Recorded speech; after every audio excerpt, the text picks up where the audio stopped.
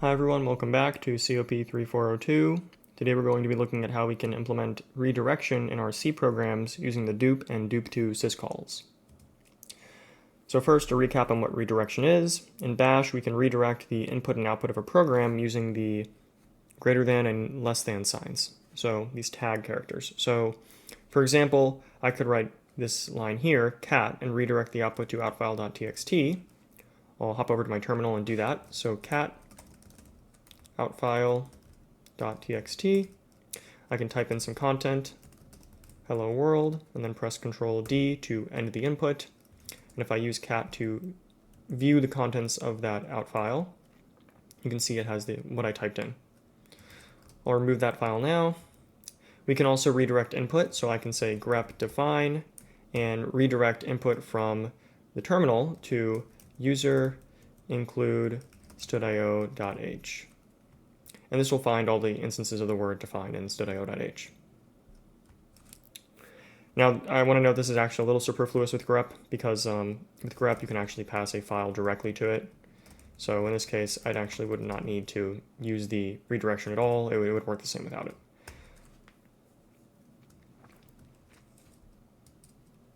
So our goal for today is to try and replace the original standard I/O of a program with a different file. So replace what the file reads to and writes from, or reads from and writes to, with a different file, different files. And this is going to be sort of how Bash implements this as well. Probably how Bash implements this under the hood. The basics of file I/O, you might recall, is to use these three syscalls here, open, read, and write. And I'm going to show a brief example of this shortly. First, let's look at a figure from the Linux programming interface just to see what opening does. So I want to focus first on this table up here, if I can highlight it, this file descriptor table.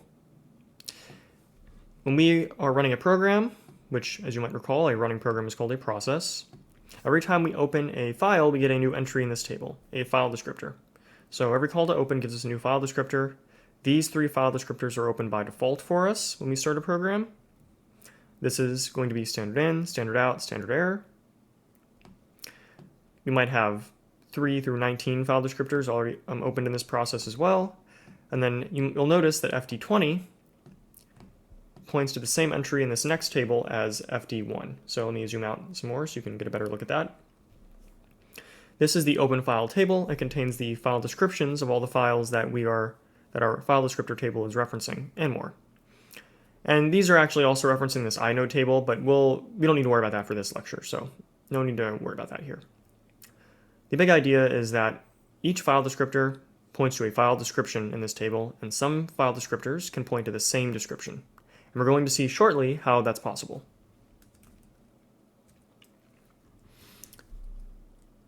So let's just give a brief example of how to write to standard out in your C code. So I prepared some examples here. I'm going to enter tmux so I can split my window into panes. I have my pane on the right hand side here. I'm going to make all the examples for this lecture today. So I'll run make all. It will make them all. I have a make file prepared for doing this. And I'm going to open write1.c. This is a little bit smaller. Okay. So what this program is doing is creating a buffer, storing a string in it. We're getting the length of that string and storing it in this variable count. Then we're making the syscall write, passing the buffer and count to it, and we're writing to the file descriptor signified by standard out file no. Now this is a macro defined in standardIO.h, I believe. It just expands to 1, which, as you might recall, is the file descriptor for standard out. So that's all that means.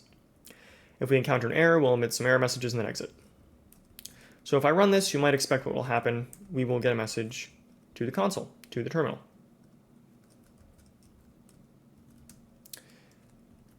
Let's go back to the slides. Now, what about duplicating a file descriptor like we saw in that table? So the way we do that is with this dup syscall. So I'm going to close this here temporarily. Man to dup, it is a syscall, so we use section 2 of the manual pages. And the description here says the dup system call allocates a new file descriptor that refers to the same open file description as the descriptor old FD. the new file descriptor number is guaranteed to be the lowest numbered file descriptor that was unused in the calling process. After a successful return, the old and new file descriptors may be used interchangeably. Since the two file descriptors refer to the same open file description, they share file offset and file status flags. For example, if the file offset is modified by using lseek on one of the file descriptors, the offset is also changed for the other file descriptor. So that's why in this example here, or this is a possible explanation of this example, how FD1 and FD20 both point to 23. And what likely happened was a call to dupe was made, and the lowest available file descriptor at the time was 20. So dupe was called, FD1 was passed to it, and then the lowest available file descriptor was 20, so 20 was returned. So the signature of dupe here is old FD, that's what you pass in, the file descriptor you'd like to duplicate, and it returns a new file descriptor that's a duplicate of that file descriptor, pointing to the same entry in the file table here. All right, so why don't we see, next slide, let's see an example of dupe. So I'm going to split my window again. So dupe underscore 1.c. And what we're doing in this example is same as before, creating a buffer for storing our hello world text, getting the size of that buffer. We're going to write to standard out just as before. And we're going to, at this point, after writing to standard out, we're going to duplicate standard out and store the result in this variable newFD. If this is a negative value, then we know dupe failed. We can skip these comments for now. After duplicating standard out, we're going to sleep for 2 seconds to pause execution for 2 seconds. Then we're going to replace the contents of the buffer with the text goodbye, get the new length of that buffer, and then write to that new file descriptor. And because this new file descriptor is a duplicate of standard out, we should also see this message goodbye printed to standard out to the console. So let's try running this to see if that's the case. Dupe1, so it prints hello world. After 2 seconds, it prints goodbye. So it seems like it works. Now, what about this comment here? Would this change the output closing standard out file? No. The answer is no, this actually does not change the output. And in fact, you might say this is better practice because what we're doing here is closing a file descriptor we're no longer explicitly using. So after making this call to dupe up here, both newFD and standard out file no 1 point to the same entry in the file description table. So we have actually an extra file descriptor lying around, which is standard out because we're no longer using it in our program. So it's arguably better practice just to close the file descriptor since we're no longer going to use it and we've already duplicated it. And this shouldn't change the output. And if I run this, if I run make first, make all, and then run dupe1 here, you can see it does not change the output at all. Okay, so let's go back to the slides and take a look at the next example, which is duplicating a file descriptor. So not a non-std.io file descriptor, I should say. So let's go to this example, dupe2.c, dupe underscore 2.c. Here we're setting up the buffer as before. Then we're calling open, passing out.txt is the name of the file we want to open. We're opening it for write only, creating the file if it does not exist with the oCreate flag, and if it does exist, we're truncating it, so we're deleting the existing contents, essentially. And here we're specifying the permission bits for the file if we did create it. These permission bits specify read and write for the user, and read permissions for groups and others. If the open failed, we emit an error. Otherwise, we write to FD, which is this file we just opened. So we're going to write hello world to FD. Then we duplicate FD to get a new file descriptor. If this is -1, then we know this is an error, so we emit an error for dupe. We close FD because we no longer need it. We've already duplicated it, and we're not using it later in this program.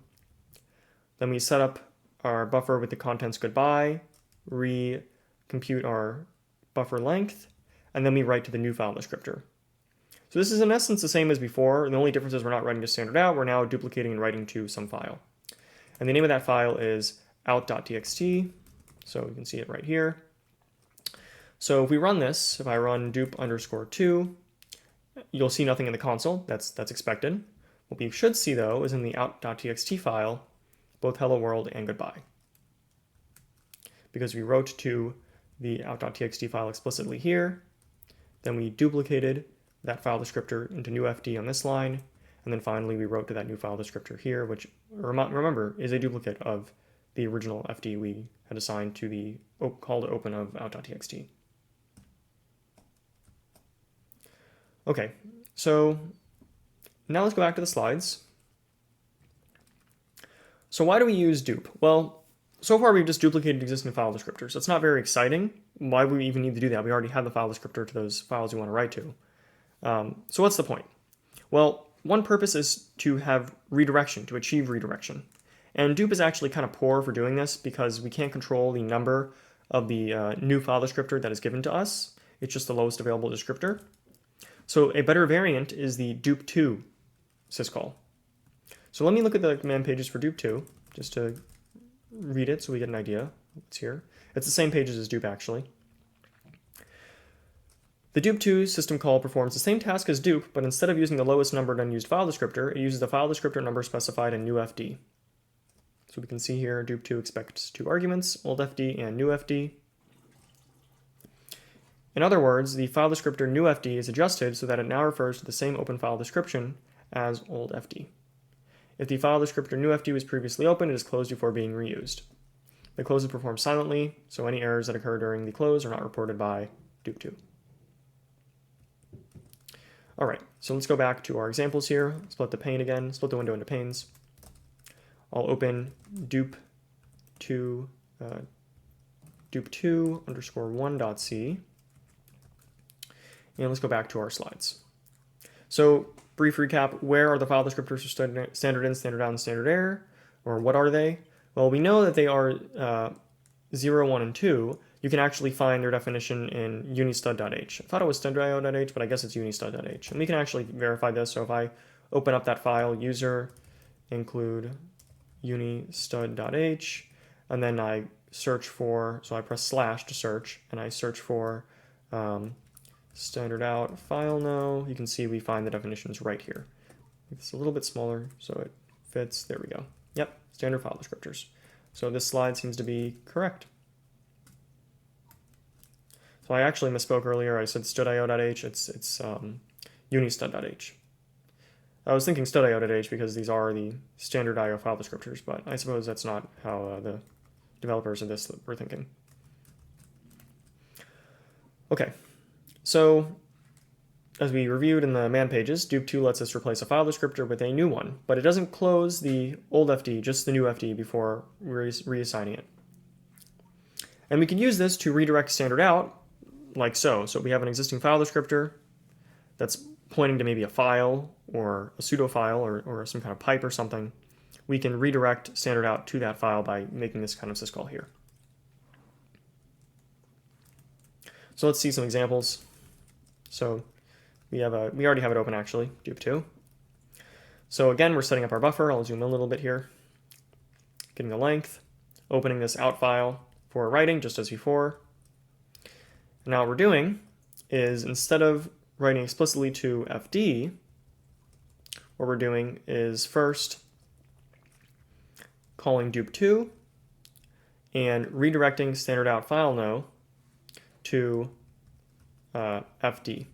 So standard out file no will be closed. Dupe2 will close standard out first. Then it will reopen the file descriptor for standard out, which is going to be 1. So this could be thought of as 1. And reassign 1 to point to the same entry in the file description table as FD, which is going to be this file that we opened up here, out.txt. So now, if we print goodbye, it should also print to that file. So this call to write will of course print to the file because we're passing explicitly the FD here as the description, the file descriptor we want to write to. But this call to printf will also print to the file as well. So let's try running this to see. So if I run dupe2 _1 and then cat out the contents of out.txt, you can see both hello world and goodbye were printed to that file.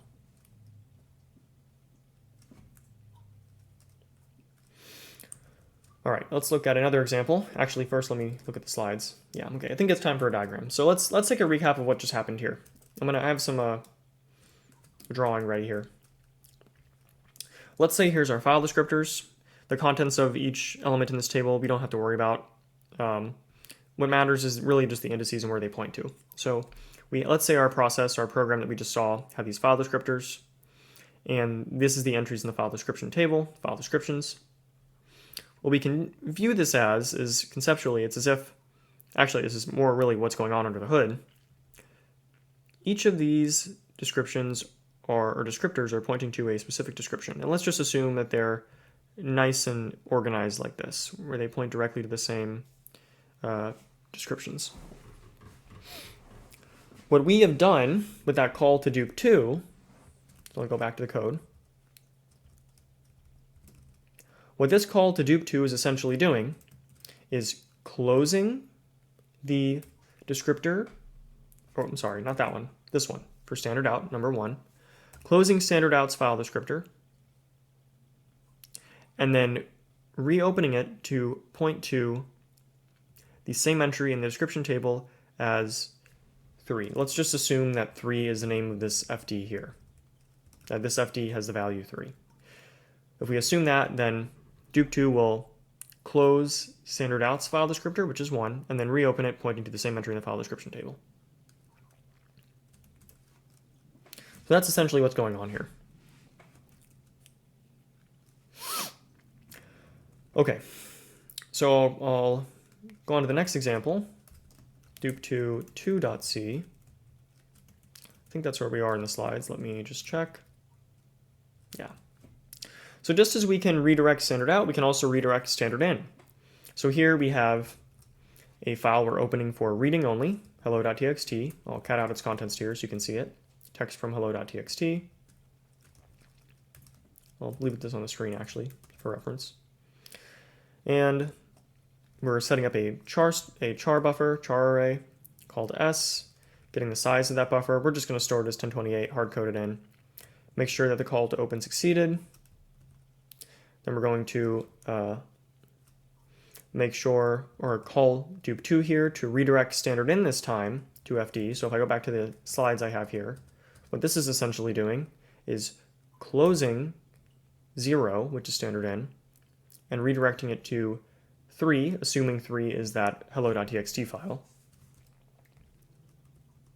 And then we're closing FD, so if 3 is the value of FD, we'll close that.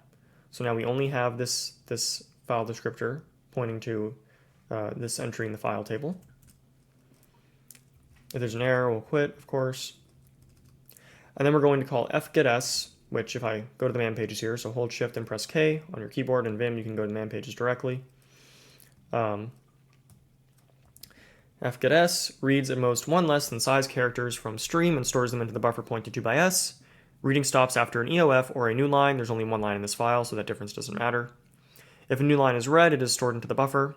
A terminating null byte, \0, is stored after the last character in the buffer. That's why it reads up to, but not including the number of bytes you pass. So it's going to read size bytes, size -1, so 1027 bytes, from standard in, and then put as a 1028th byte a null terminator character, up to that many, or until it reaches an EOF or new line, which there's not 1028 bytes in this file hello.txt, so it will read fewer than that. And we're reading from standard in, so you'd think that if I ran this, I would be prompted to enter some input, but remember, we have redirected standard in to the file descriptor, to the file entry table, the entry in the file table that FD was pointing to. So actually, when we make this call to fgetS, it should read, we should have redirected the input to hello.txt. And what we'll do at the end is just print, we haven't redirected standard out, so we'll just print the string in S, which should be the content from hello.txt, to the output, to standard out to the terminal console window.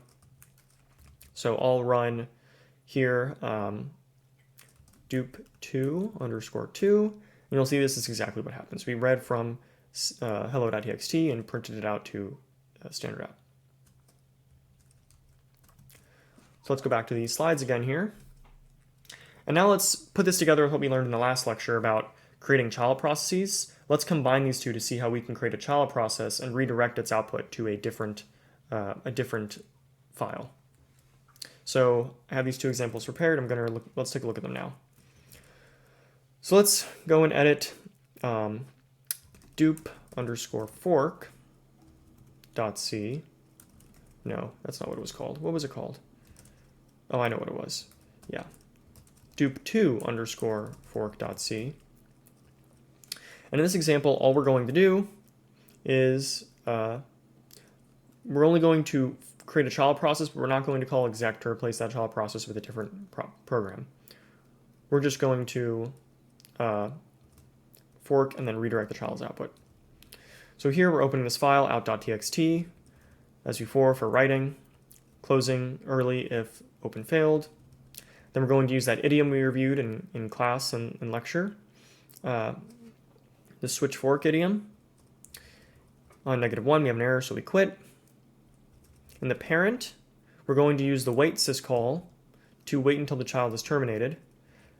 This argument here is to get status updates on the child. We don't really care, so we can pass a null to it to ignore those. We're just waiting until the child is terminated, and then once the child is done running, we'll print parent process.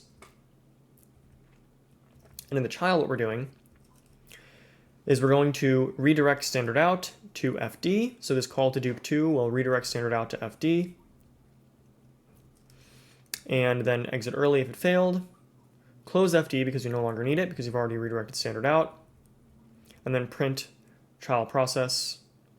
And there's an extra line here that we have to do. I'll mention it later why it's important. And then we'll exit. And remember, we're using _exit because we are in the child process, and that's generally what you should be doing when you're in the child. All right. So let me actually draw this. What's going to happen here? Let me finish or redraw this arrow.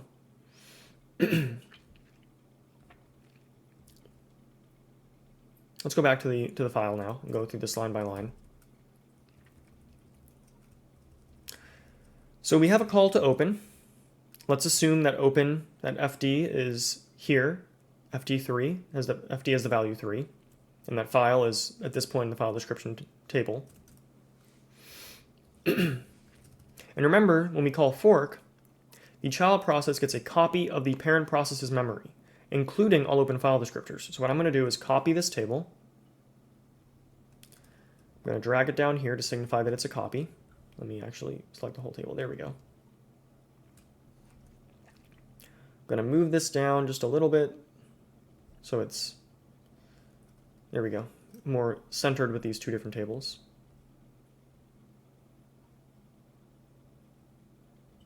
This needs to be fixed. This is pointing to the wrong entry. This one should be pointing here, and this one should be pointing here. There we go. So we've duplicated these entries, so now we should have, the arrow should be the same. So this should be pointing here, standard out,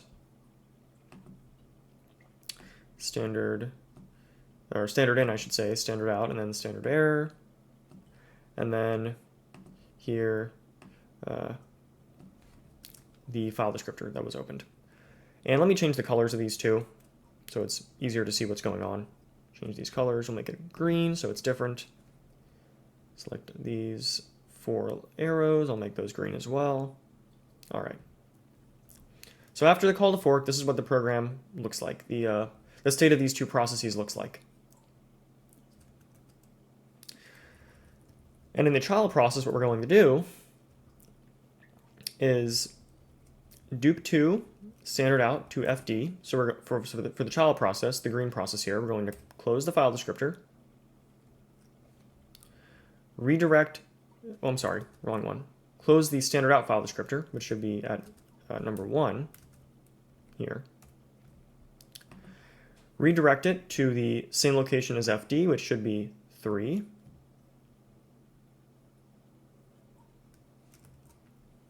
And then we're going to close fd. So we're going to close this one because we no longer need it because standard out is already pointing to that location in the file description table. So what does this mean? It means that when we run this program, we should expect to see the the parent process print to standard out because its entry has not changed. Let me actually fix this line here. It should be right here. This line should be right here. For the parent process, we expect standard out to still go to standard out. So this message down here, printf from the parent process, should go to standard out.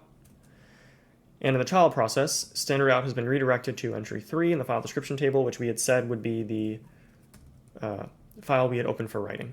So we should expect the contents of the child process to be, the output of the child process to be written to that out.txt file. So let's run this. Dupe2 fork. And you can see we only saw parent process in the standard out. And if I count out the contents of out.txt, we can see child process was in fact written to that file.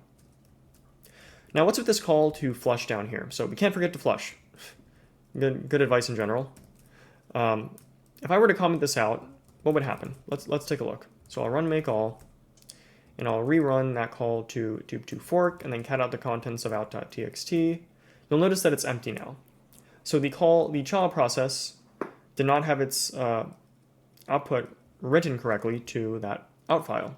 Why is that? Well, it has to do with the fact that we're using underscore exit here.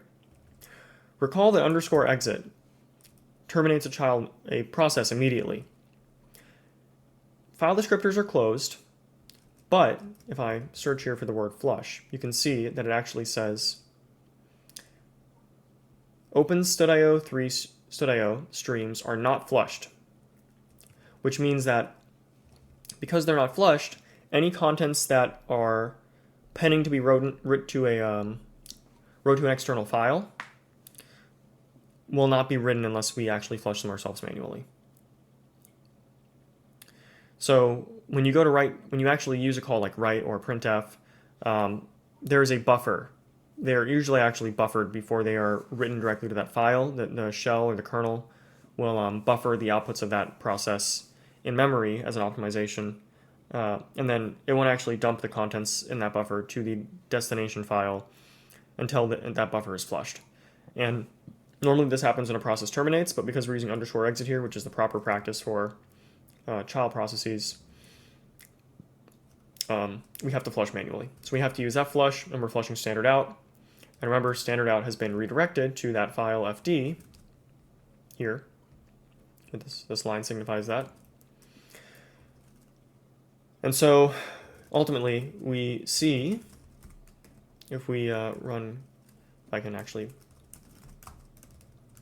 run this again,